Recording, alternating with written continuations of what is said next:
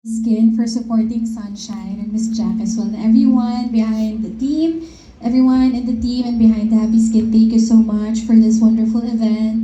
And I got the chance to visit the SM Aura branch, which is so beautiful. And salamat sa pagpunta doon and thank you for your time kahit bumabagyo at umuulan. Pumunta kayo dito para manood ng Sunshine.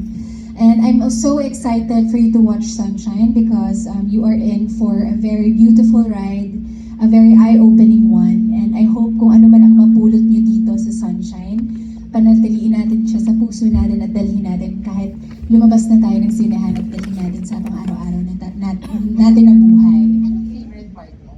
My favorite part sa shooting ng Happy Skin. Shooting. Hindi, hinihingal lang ako. Sa shooting part sa process ng Sunshine, ang favorite part ko talaga ay yung mga eksena ko sa motel, makikita nyo. And makikita nyo rin yung mga eksena ko sa gymnasium. Very beautifully shot by this is written and directed by Direk Antoinette Hadaone. So, kung may mga reactions kayo, please do post them on social media and help us promote the film Sunshine. Nag-train ka talaga, right? I trained for almost a year for this. So makikita niyo yung gymnastic skills ko doon na very ganun lang. Most importantly, ang pinaka-importante dito ay ang message. Let us champion women like Sunshine.